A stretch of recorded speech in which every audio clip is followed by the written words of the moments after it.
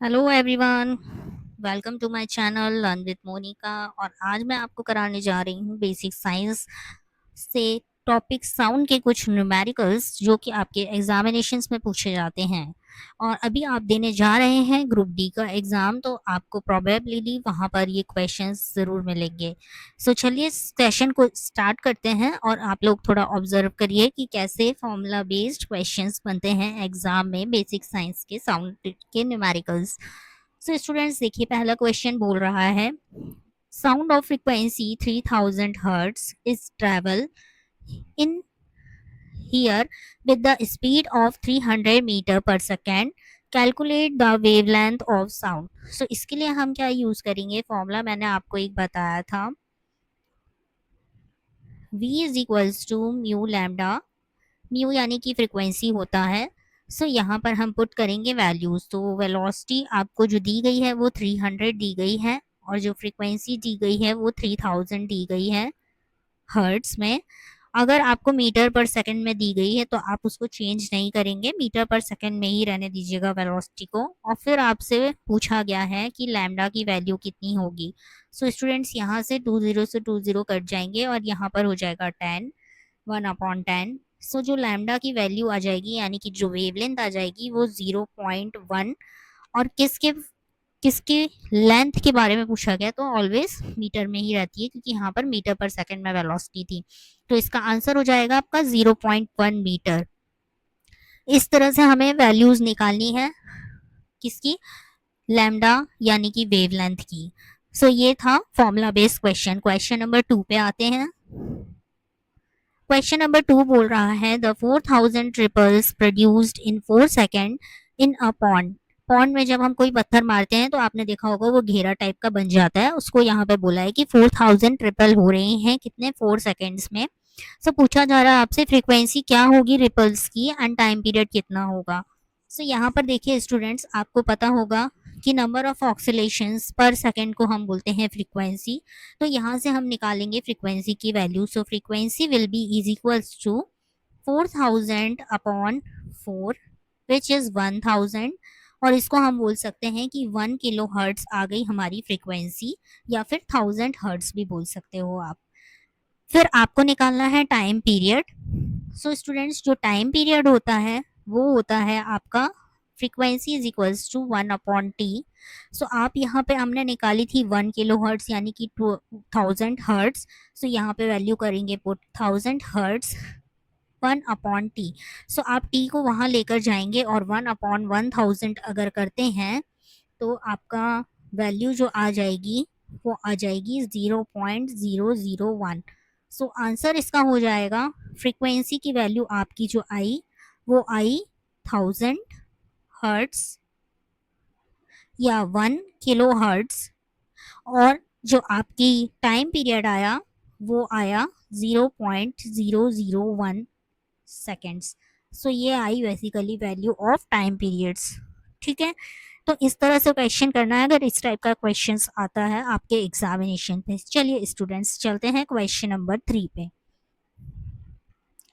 So question number 3 पे बोल रहा है कि एक पर्सन है जो कि मेटालिक बेल के नियर खड़ा हुआ है और उसने 0.3 सेकेंड का साउंड मूव होता है बेल से, कितने की स्पीड से, 340 मीटर पर सेकेंड की स्पीड से। तो पूछ रहा है कि how for is the wall from him, मतलब वॉल कितने दूर है। उसने क्या किया, वो एक पर्सन है एक दीवार के पास खड़ा हुआ है। ये वॉल होगा, ये वॉल नहीं, ये वॉल होगा स्टूडेंट्स, WALL वॉल यानी दीवार। तो यहाँ पर पूछा है कि एक बेल लगी हुई है दीवार पर जो कि 0.3 सेकेंड का साउंड प्रोड्यूस करती है, कितने की वेलोसिटी से, 340 मीटर पर सेकेंड की वेलोसिटी से। तो आपसे पूछ रहा है कि how far is the wall from him. अब आपने देखा होगा जब भी कोई साउंड रहता है अगर वो किसी वॉल से टकराता है तो वो वापस भी उतना ही डिस्टेंस से आता है। सो जो डिस्टेंस हो जाएगा वो 2 टाइम्स हो जाएगा। और वेलोसिटी आपको दी गई है 340 मीटर पर सेकेंड। सो आपको क्या करना है, 2D is equals to speed into time. So students क्या हो जाएगा, स्पीड दी है आपको 340 और टाइम दिया है आपको 0.3 सेकेंड। आपको निकालनी है वैल्यू डिस्टेंस की, तो डिवाइडेड बाय 2 कर देंगे तो यहाँ से आ जाएगा ये 170।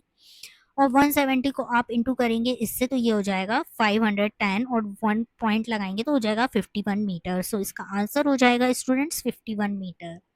सो इस तरह से आपको कैलकुलेट करना है। जो साउंड होता है उसको हम डबल डिस्टेंस इसलिए लेते हैं कि जब कोई साउंड किसी ऑब्जेक्ट से टकराता है तो वो डिस्टेंस एक तो जाने का कवर करता है और एक टकरा कर वापस आने का करता है, उतना ही distance. So that is why we are taking the twice of t.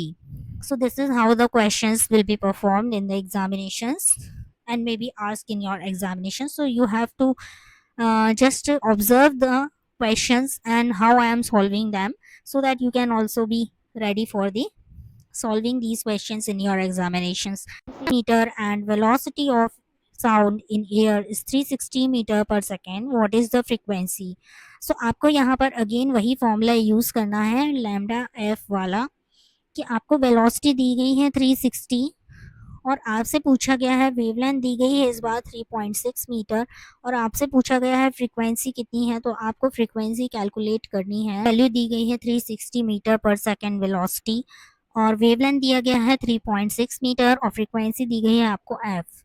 तो आपको क्या करना है, यहाँ पर फ्रीक्वेंसी को मेजर करना है। तो सिंपली आप 360 डिवाइडेड बाय 3.6 कर देंगे तो आपकी वैल्यू आ जाएगी फ्रीक्वेंसी की। सो ये पॉइंट हटा तो यहाँ गया। सो ये आ गई आपकी 100 hertz. So frequency will B 100 hertz. Got it students? यहाँ पर हो जाएगा 0.1 किलो हर्ट्ज। सो इस तरह से आपको क्वेश्चंस सॉल्व करने हैं स्टूडेंट्स। आई होप आपको समझ में आ रहा होगा कि कैसे फॉर्मूले को अप्लाई करना है, फॉर्मूले में वैल्यूज कैसे पुट करना है और कैसे आंसर निकालना है। फिर चलते हैं अपन क्वेश्चन नंबर 5 में। सो इस टाइप का भी क्वेश्चन आता है आपके एग्जाम में। If echo is heard in 4 second after the emission of sound, sound के एमिट होने के बाद एक इको सुनाई पड़ रहा है जो कि 4 सेकेंड का टाइम लेता है। If the velocity of sound is 340 metre per second, तो अगर वेलोसिटी आपको 340 मीटर पर सेकेंड है तो आपको मेजर करना है distance of reflecting the surface from the sound. Again मैंने आपसे बोला था कि जो डिस्टेंस होता है हम उसको ट्वाइस करते हैं और वेलोसिटी इनटू टाइम क्या हो जाएगा, आपका फॉर्मूला हो जाएगा। सो यहाँ पर आपको डिस्टेंस कितना है नहीं पता, आपको दिया गया है वेलोसिटी, वेलोसिटी दी गई है 340, टाइम दिया गया है 4 सेकेंड, डिस्टेंस आपको कैलकुलेट करनी है। So divided by 2। सो 2 से आपने 2 किया कैंसिल, 4 किया कैंसिल, 2 बाय गया, तो आपकी वैल्यू आ जाएगी 680 मीटर।